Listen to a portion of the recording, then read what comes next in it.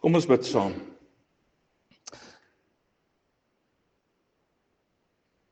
Here, dankie dat ons hier in U naam by mekaar kan wees, dat ons al die lof en die eer en die dank, ook soos wat ons sopas in die lied gedoen het, aan U kan toebring.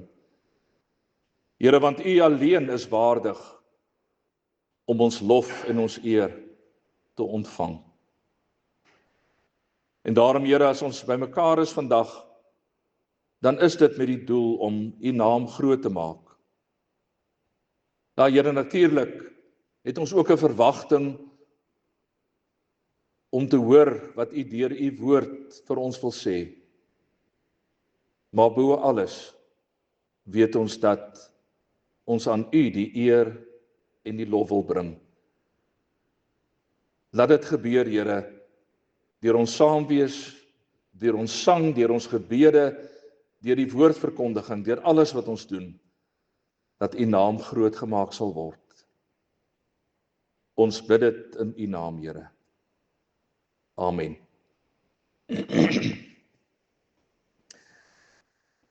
Voordat ons saam lees, net so ietsie wat ek graag met julle wil deel. Terwyl ek besig was om voor te berei vir vandag, lees ek in 'n boek dat iemand skryf dat ons Openbaring eintlik met 'n baie mooi musiekstuk sou kon vergelyk. Sê nou maar iets soos een van Beethoven se simfonieë. En om een van daai simfonieë regtig te waardeer, moet jy luister na die musiek. Dit help nie, hy speel maar net so iewers in die agtergrond nie. Jy luister na die musiek. Jy luister na die tema van die musiek. Jy luister na die ritme. Jy luister na die harmonie. Jy luister na die tipe instrumente wat gebruik word terwyl daai musiek speel. En die persoon sê dieselfde gebeur eintlik as ons die boek Openbaring lees. Hy sê ons moet fyn ingestel wees op al die betekenisse wat Johannes vir ons in hierdie boek wil probeer uitlig. Ons moet as dit ware luister na Openbaring. Ons moet die tema hoor van Openbaring. Ons moet die ritme hoor, die manier wat Johannes dit skryf. Ons moet die herhalings wat hy gebruik, moet ons hoor. Ons moet die verskillende emosies wat Johannes vir ons uitbeeld, moet ons hoor. Nie net lees nie, maar ons moet dit eintlik amper ervaar as ons luister na die boek Openbaring, sodat ons die volle betekenis hiervan kan begryp. Maar, dan sê die persoon, is dit ook belangrik dat ons die hele boek, van voor tot agter, al 22 hoofstukke, daarna moet luister, en nie net na sekere gedeeltes van hierdie boek nie. Kom ek gee 'n voorbeeld.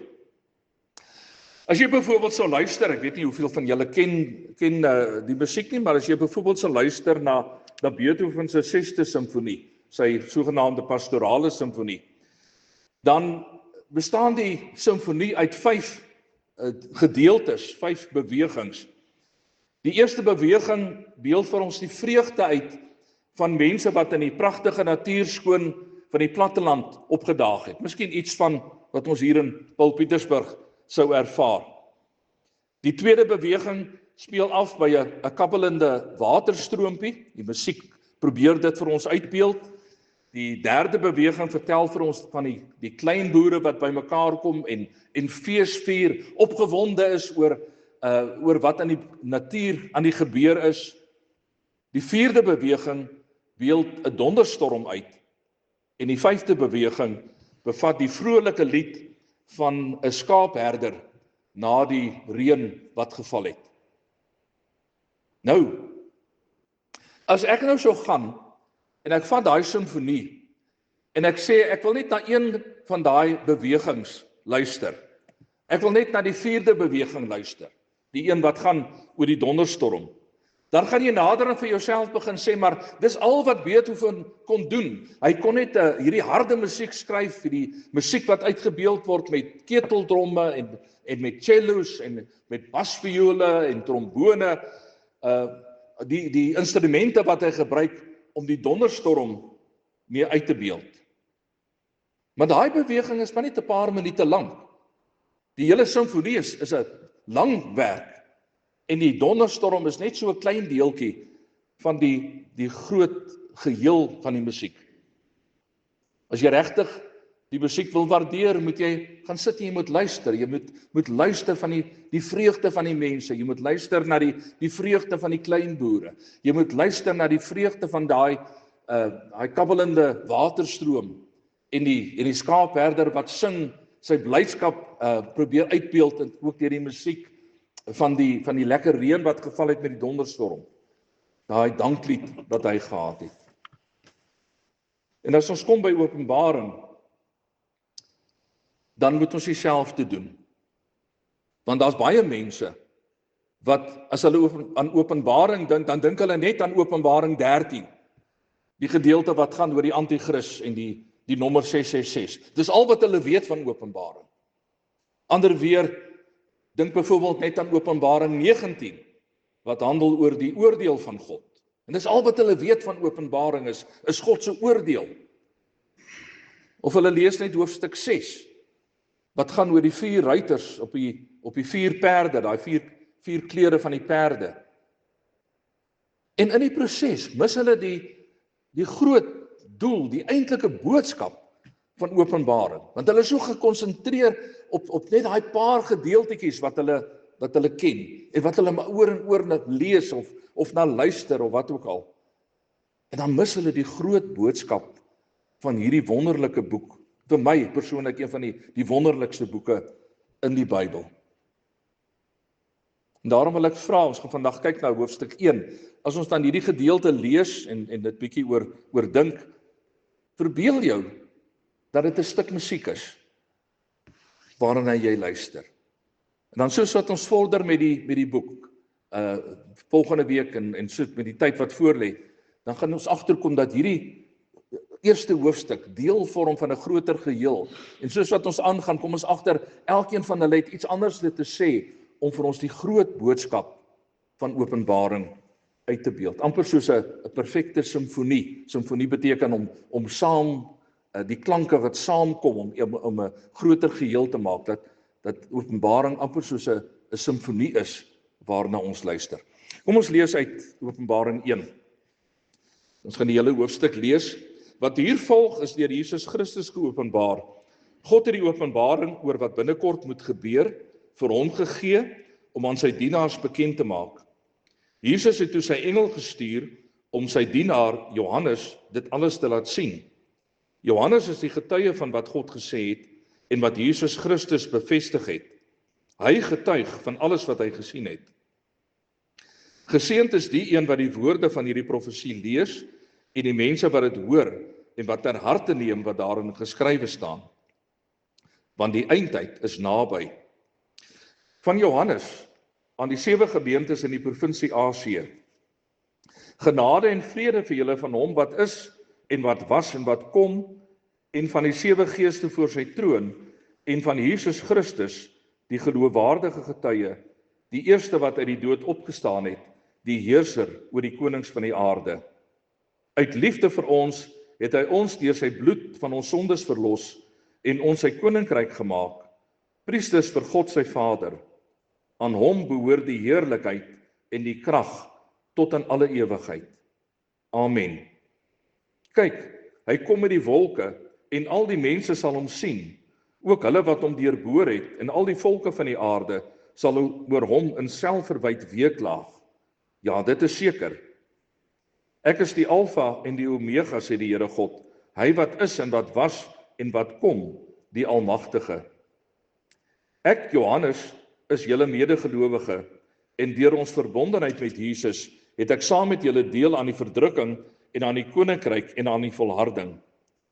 Ek was op die eiland Patmos waarheen ek verban was omdat ek die woord van God en die getuienis van Jesus verkondig het.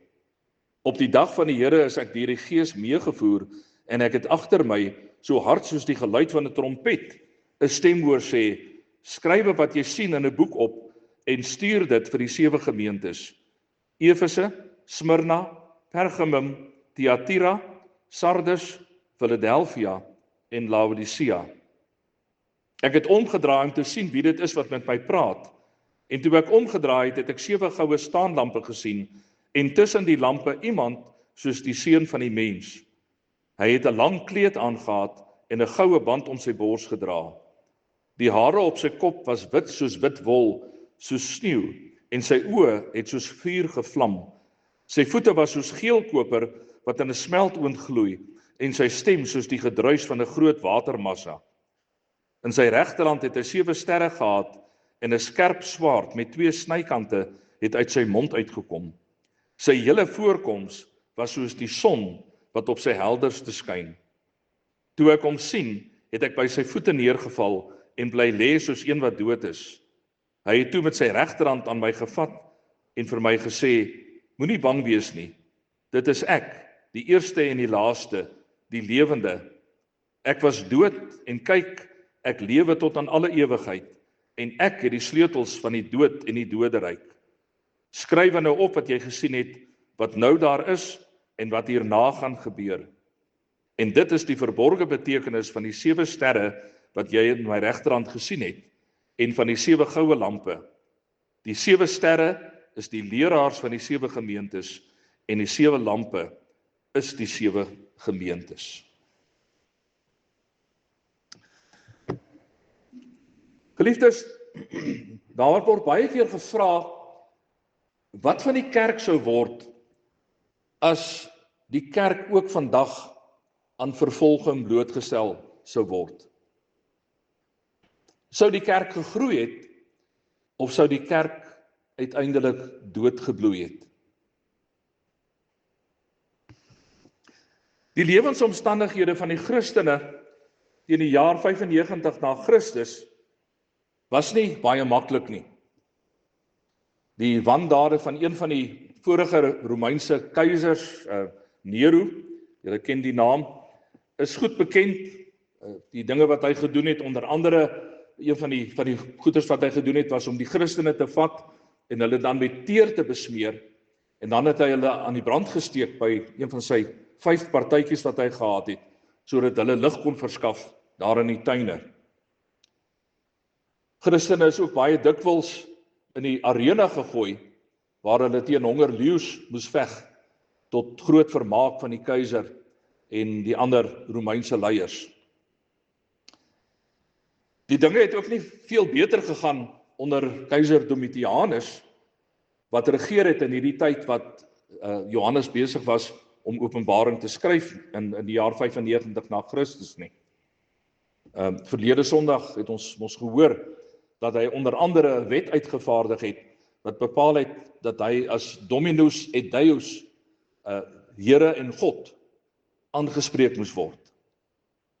En ek dink ons kan onsself baie moeilik indink in hoe dit moes gewees het in daardie tyd. Hoe dit moes gewees het om die heeltyd in vrees te leef vir wat met jou gaan gebeur, omdat jy jou geloof in God bely. As iemand by jou sou kom en met jou sou praat oor die Here, en jy sou byvoorbeeld dan 'n besluit neem dat jy die Here wil dien, dan sou daai persoon waarskynlik ook vir jou gesê het, onthou net een ding, as jy hierdie keuse gemaak het, dan neem jy 'n lewensbelangrike keuse. Lewensbelangrik, omdat jou lewe kan afhang van of jy God gaan dien, en of jy eerder die keiser gaan aanbid. Ons lees ook hier dat Johannes nie uit vrye keuse daar op Patmos was nie. Openbaring 1 vers 9 vertel vir ons dat hy daarheen verban is, juis omdat hy openlik oor sy geloof in Jesus Christus gepraat het. Ek is Johannes, ek is julle broer in die Here, saam met julle ly ek ook vir hom, saam met julle het ek deel aan sy koninkryk, saam met julle volhard ek in geloof in Jesus. Ek was op die eiland Patmos, daar was ek 'n gevangene, omdat ek die woord van God bekend gemaak het, en omdat ek getuienis gelewer het oor wat Jesus gedoen het. Broer en suster, kom ons probeer net vir 'n oomblik onsself indink hoe dit moes gewees het as ons deel was van daardie gemeenskap in die jaar 95 na Christus. En die eerste ding wat jy by voorbaat moet weet, is dat jy heel waarskynlik vervolg gaan word as jy openlik die Here gaan dien.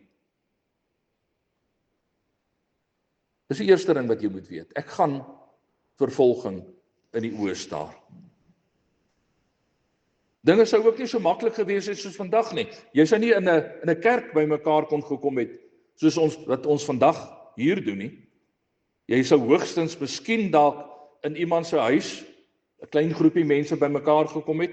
Miskien sou dit nie eers 'n huis gewees het nie. Dalk sou jy iewers in 'n grot bymekaar moes kom. Daar's baie aanduidings van groepies Christene wat in grotte bymekaar gekom het. Juis omdat hulle bang was vir wat met hulle kan gebeur en vir die vervolging wat sou kom. Tot so 'n paar dekades gelede was wat ek hier beskryf 'n werklikheid gewees vir baie Christene in kommunistiese lande. Trouwens, daar's nog steeds dele van die wêreld waar Christene aan erge vervolging blootgestel is. Net verlede week het ek 'n boodskap gekry van iemand wat ek al voorheen ontmoet het. Hy's 'n predikant in Nigerië en hy het 'n lang berig geskryf. Dit is bevestig, dis die waarheid, waar hy vertel het dat ongeveer 200 Christene baie wreed vermoor is by 'n sendingstasie iewers in Nigerië. Hy het die foto's ook saamgestuur. En dis iets wat ons natuurlik nie ken nie. Ons ken dit nie in ons gemeente nie, ons ken dit nie in ons land dat jy as Christen so vervolg kan word nie. Maar dit gebeur nog steeds in dele van die wêreld. Maar nou is daar twee dinge wat belangrik is en wat Christene voor moet uitkyk in sulke lewensomstandighede. Daar is natuurlik aan die een kant die gevaar van vervolging, die gevaar wat die gelowige in die oë moet staar. Nie net om doodgemaak te word nie, maar ook om gedreig te word, dat as jy aan die Here glo, as jy die Here wil dien, gaan dit nie goed gaan met jou nie. Ons gaan sorg dat dit gaan sleg gaan met jou. So dis die een kant van die saak, is daai versigtigheid, daai vrees vir moontlike vervolging, wat jy in die oë kan staar. Maar daar's ook 'n ander gevaar. En dit is dat die gelowiges, hulle naderhand so blind staar teen die verdrukker, so in vrees leef vir die verdrukker, en so bang is vir wat die verdrukker aan hulle kan doen, dat die gesig van hulle verlosser Jesus Christus naderhand begin verdwyn. Daar word so geluister na die klank van dreigemente op aarde, dat die klank van die stem van die Here uit die hemel uit nie meer gehoor kan word nie. En dit, geliefdes, is die eintlike gevaar waarteen Johannes sy lesers wil waarsku. Vreemd genoeg, as jy Openbaring gaan lees, praat hy nie eintlik oor die moontlikheid van vervolging en marteling nie.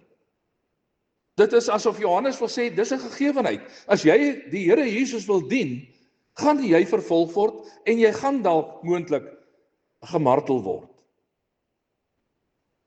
Die Engelse het mos so 'n uitdrukking wat hulle sê, it comes with the package. As jy vir die Here kies, dan sê Johannes eintlik vir ons, kies jy onvermydelik ook vir vervolging en moontlik selfs die dood.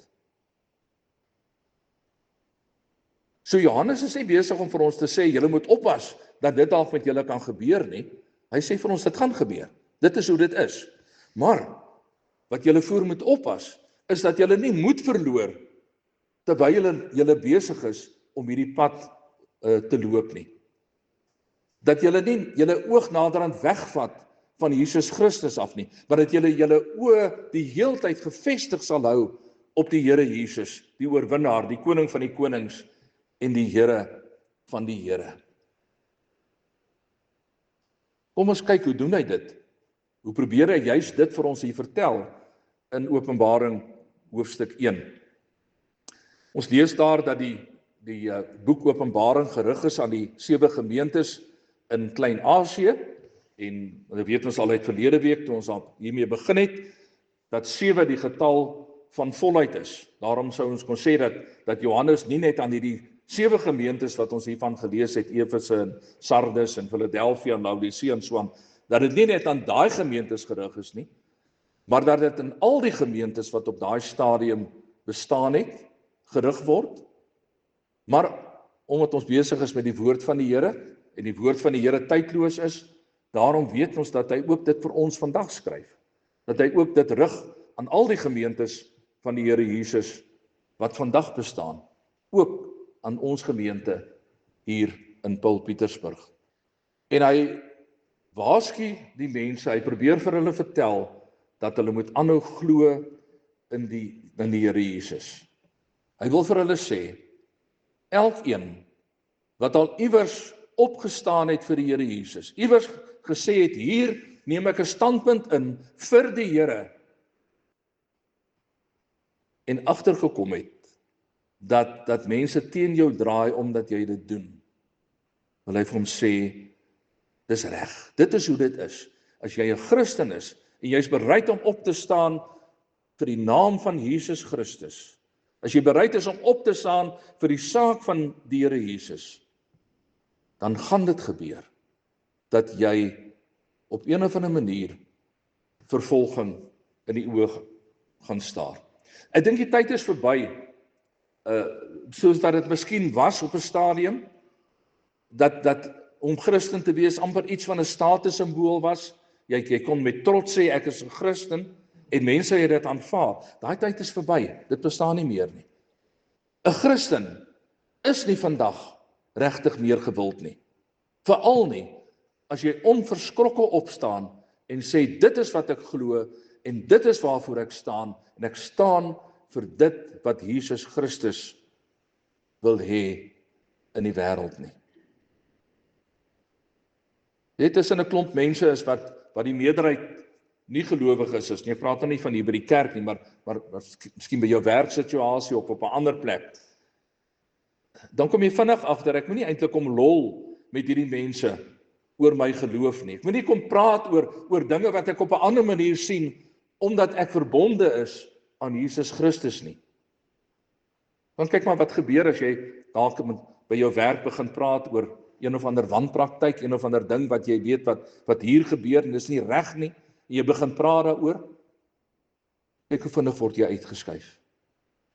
Trouwens, die Griekse woord wat Johannes gebruik, as hy verwys na iemand wat oor sy of haar geloof in die Here Jesus getuig, is die woord martus. En martus, dis nou dieselfde, die oorsprong van ons Engelse woord mater, Afrikaanse woord martelaar. Dis dieselfde woord wat Johannes gebruik om te getuig of om te ly, om gemartel te word vir die Here. Want in die tyd van Openbaring was om getuie te wees en om gemartel te word twee goed wat baie dikwels hand aan hand gegaan het. So Johannes gebruik hierdie een woord en eintlik wil hy vir ons hierdie twee dinge sê, dat as jy bereid is om te getuig vir die Here, as jy bereid is om op te staan vir die Here, vir jou geloof in God, weet dan, mense gaan dit nie almal aanvaar nie. Op een of ander manier is dit moontlik dat jy iets van om gemartel te word, nie noodwendig geslaan te word nie, maar dalk net uitgeskuif te word, maar dat jy dit gaan ervaar. En hoe bemoedig Johannes sy lesers dan? Eerstens, ons lees hier so, hy groet ons in die naam van hom wat is en wat was en wat kom. So hy kom groet ons in die naam van hom wat is, dis dieselfde woorde hoe die Here homself aan Moses bekend gestel het, onthou julle nog, ek is wat ek is. So hy kom sê, ek groet julle in die naam van hom wat is, die Jesus Christus, die Here. Hy kom groet ons verder in die naam van hom wat was, met ander woorde die God wat al die jare met sy volk was, met sy kinders was. Dis dieselfde God wat vandag ook saam met ons is. Die God wat getrou was van die begin af, is dieselfde God wat getrou is nog steeds aan ons. Dieselfde God wat sy kinders bewaar het deur die eeue, is die God wat ook vandag vir ons bewaar. En hy eindig die groet dan ook in die woorde en in die naam van hom wat kom, waardeur hy vir ons wil sê dat alles nie gaan bly soos dit is nie. Dit wat ons ervaar op aarde, dit is nie hoe dinge gaan eindig nie.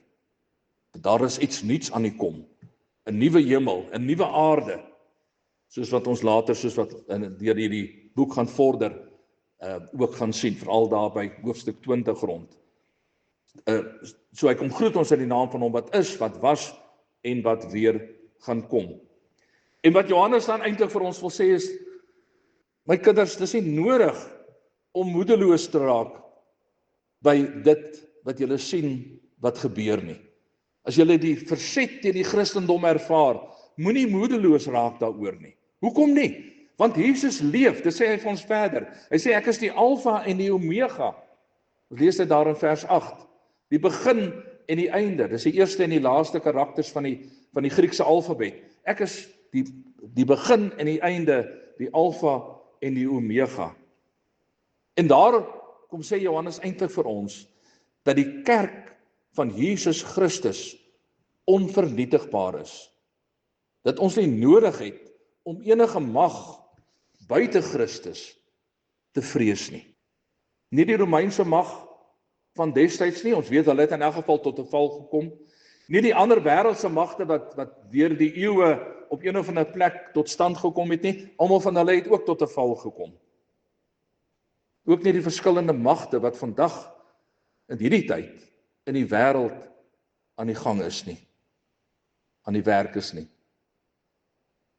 Hy sê, moenie hulle vrees nie, moenie bang wees vir hulle nie. Hoekom nie? Want Jesus lewe en Jesus is die koning van die konings en die Here van die Here. Ons glo in hom en daarom het ons nie nodig om te vrees vir wat aan die gang is rondom ons nie.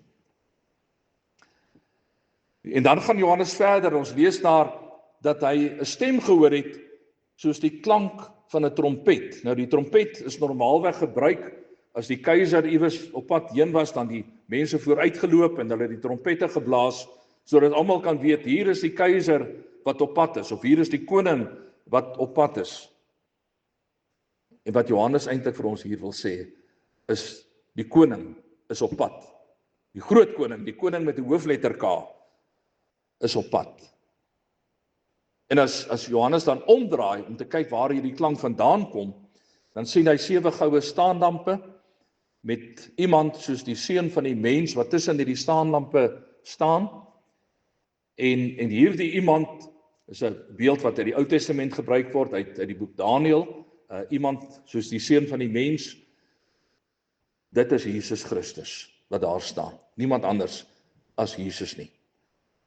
En Jesus word hier uitgebeeld as iemand met geweldige koninklike gesag en mag en heerlikheid. Die manier wat hy aangetrek is, wil vir ons alles kom sê, die persoon wat hier voor jou staan, is die koning.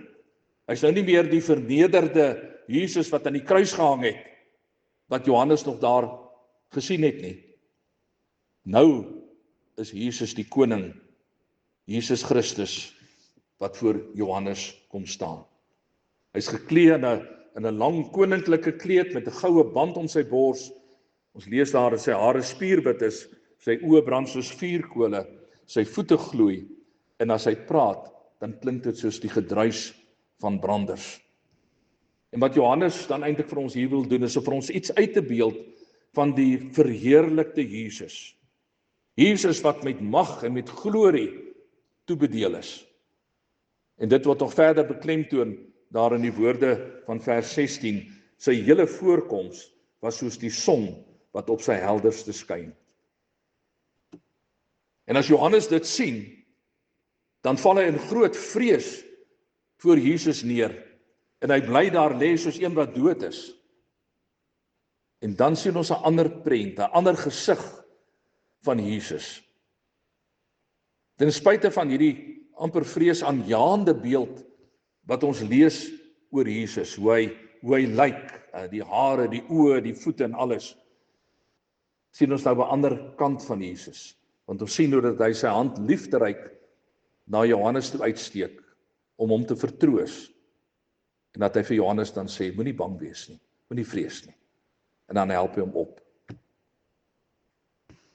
En hierdie vertroostende woorde van Jesus Christus word gebou daarop, dat hy vir Johannes sê, kyk, ek was dood, maar ek lewe weer. Jesus het die dood oorwin, en daarom sê hy vir Johannes, julle het nie nodig om die dood te vrees nie, julle het nie nodig om verdrukking te vrees nie, want ek is daardeur, ek het daardeur gekom, ek was dood, en ek lewe weer, en kyk, sê Jesus, ek hou in my hand die sleutels van die doderyk. Jesus het die finale sê oor wat met die mens gebeur wanneer hy te sterwe kom. En dan eindig Openbaring 1 met die uitleg van die 7 sterre wat Jesus in sy hand vashou en die betekenis van die 7 kandelare. Die 7 sterre is die leraars van die gemeentes. Weereens daai getal 7, soos ons gesê het dat 7 gemeentes bedoel al die gemeentes deur al die tye, dan is die 7 sterre 'n aanduiding van al die leraars, nie net van daai 7 gemeentes nie, maar ook oor alle tye heen, ook in vandag se tyd. En Jesus kom sê vir ons, ek hou die sterre in my hand vas. En daarom sê hy, baie bemoedigende woord, ook vir die leraars van die gemeentes. Julle het nie nodig om bang te wees nie. Julle het nie nodig om te vrees, as julle opstaan vir God nie. Julle het nie nodig om bang te wees, as julle gehoorsaam is aan hom, wat julle dien nie. Die 7 staanlampe, natuurlik dan die simbool van die gemeentes. Die gemeentes word gelyk met lampe, omdat hulle op aarde geplaas is om lig te bring in die duisternis. Jesus het dan self in Matteus 5 mos gesê dat ons die lig vir die wêreld is. So die taak van die kerk, ook van ons gemeente, is om lig te bring in 'n wêreld van duisternis. En dan lees ons dat Jesus self daar tussen die 7 staanlampe heen beweeg. Want ons weet mos uit Johannes 8 vers 12 dat Jesus self ook die lig vir die wêreld is. En wat Johannes dan eintlik vir ons wil sê, is dat waar God so in beheer is, het nog die leraar, nog die gemeente nodig om bang te wees. Want niks kan God se kerk op aarde vernietig nie. Trouwens, daar word dikwels gesê dat die kerk juis gegroei het deur die bloed van die martelare. Ook vandag is dit waar. Waar die kerk ondergronds gedwing word, vind daar gewoonlik groei plaas. Baie goeie voorbeeld is in Mosambiek. Nadat die sendelinge destyds met die burgeroorlog wat plaasgevind het tussen Frelimo en Renamo, wat die sendelinge gedwing was om uit die land uit pad te gee, het hulle almal gedink, as hulle ooit weer sou terugkom, gaan daai kerk tot niet wees. Maar hulle was baie verbaas, toe hulle teruggaan na die oorlog, einde van die oorlog, en hulle daar inkom en hulle agterkom, maar die kerk het gegroei. Ook die NG Kerk het in Mosambiek bly groei. Vandag staan die NG Kerk baie sterk in Mosambiek. Ons het dus nie nodig om bang te wees as ons geloof in Jesus Christus bely nie. Al wanneer ons nodig het om te vrees, is as ons visie op Jesus Christus verloor het. En ongelukkig is dit so, dat ons soms so besig is met ons eie dinge, dat ons ook in die kerk soms so besig is met ons eie dinge, dat ons vergeet dat Jesus ons op aarde geplaas het om ligdraers vir hom te wees. En as jy wil weet wat God daarvan dink, gaan lees Openbaring 2 en 3. Ons gaan volgende Sondag bietjie daarna kyk. Maar dit was juist die probleem in baie gemeentes gewees, dat hulle het gegroei, dit het goed gegaan, hulle het nou wel die probleem gehad van vervolging, maar uiteindelik het dit redelik goed gegaan, en dan toe die mense se geloof begin afneem.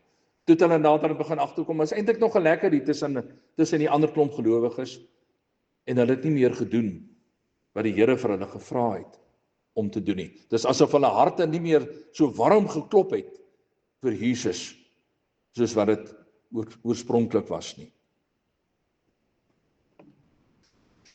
Ek lees die afgelope week dat iemand skryf, want hy sê dat baie Christene vandag vreeslik behep raak met allerlei voorspellings en sogenaamde profesieë oor wêreldgebeure en hoe dit verband hou met 'n boek soos Openbaring, en hulle probeer die hele tyd al hierdie dinge wat aan die wêreld aan die gebeur is, ons almal weet daarvan wat aan die gebeur is, probeer hulle elke keer terugtrek na Openbaring toe, en hulle spandeer vreeslik tyd daaraan om eintlik te bewys dat hierdie boek die waarheid is. Hulle probeer bewys Openbaring het al hierdie dinge voorspel en dis alles die waarheid. En dan gaan die persoon verder en sê, weet julle, daar's 'n baie beter manier om te bewys dat die woord van die Here die waarheid is. Hoe?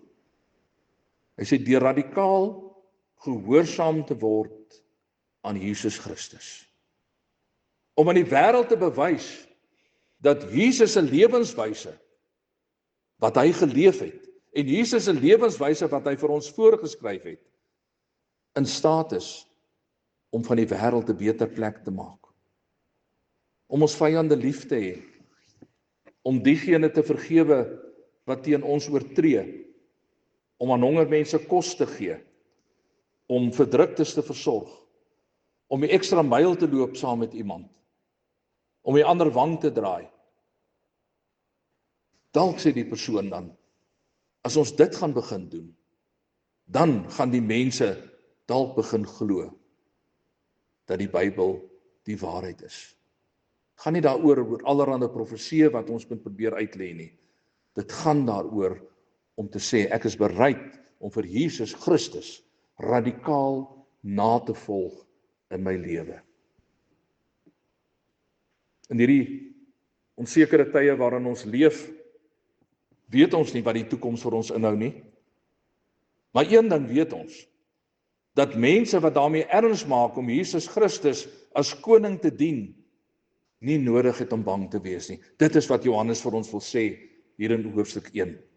Dit is die troos wat die hele boek Openbaring eintlik vir ons bied. As ons teenkanting beleef omdat ons die Here voluit dien, wat dan? Dan gaan ons eenvoudig vreesloos voort om te doen wat die Here van ons vra. Ek was op 'n keer in 'n gesprek op Facebook betrokke met iemand, en ek het onder andere geskryf, melding gemaak oor die kruisiging van Jesus, en 'n persoon maak toe so spottenderwys die opmerking, hy sê, o, jy praat nou van die koning van die Jode. Toe sê ek vir hom, nee, jy verstaan nie, Jesus is wel gekruisig as die koning van die Jode, maar hy het opgestaan as die koning van die konings. En terwyl die Romeinse keisers te kere gegaan het in 'n poging om gedien en geëer te word, wat het die Christene gedoen? Hulle het eenvoudig voortgegaan om liefde en vrede en genade en gasvryheid en nederigheid en vrygewigheid en 'n klomp sulke dinge uit te leef, volgens die voorskrifte wat Jesus vir ons gegee het toe hy op aarde was. En hulle die wêreldse beheptheid met mag en beheptheid met onsedelikheid en wraaksug en hoogmoed, het die Christene eenvoudig verwerp en gesê, ons leef 'n ander lewe, want ons dien die lewende God. Hulle het doelbewus gekies om anders te leef as die mense wat nie Christene was nie. Iemand het op 'n keer geskryf, in the first century, no one could have predicted that the day would come when men would name their dogs Nero and Caesar, and their sons, Paul and Peter. En dit is wat Openbaring 1 vir ons wil kom bevestig. Jesus is die heerser oor die konings van die wêreld. En daarom is dit nie ek en jy wat moet bang wees nie. Dis nie ek en jy wat nodig het om te vrees nie. Dis die mense wat gesê het, ek draai my rug op Christus. Dis die mense wat gesê het, ek erken nie Jesus se koningskap nie, wat moet bewe. Aan elkeen wat die Here dien, bevestig die Here vandag, moenie bang wees nie. Dit is ek, die eerste en die laaste, die lewende. Ek was dood en kyk, ek lewe tot aan alle ewigheid. En ek het die sleutels van die dood en die doderyk.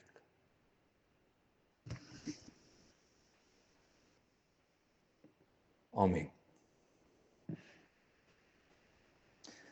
Here, ons sê vir U dankie dat ons U kan dien as die koning van die konings en die Here van die Here.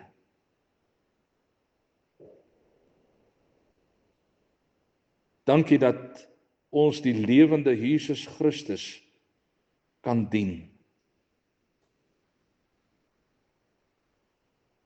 En Here, ons bid dat ons te midde van wat gebeur in die wêreld, ook te midde van moontlike vervolging of bespotting of wat ook al, dat ons steeds vir Jesus Christus as ons Here kan bely. En dankie Here dat U vandag bevestig dat ons nie nodig het om bang te wees nie. Dat dit nie ons is wat hoef in vrees te leef nie, maar dat dit hulle is wat vir U verwerp het, wat eintlik bang moet wees. Here, my gebed vandag is dat ons vreesloos sal opstaan, dat ons U radikaal sal begin dien met ons hele lewe, dat ons sal doen wat reg is in U oë.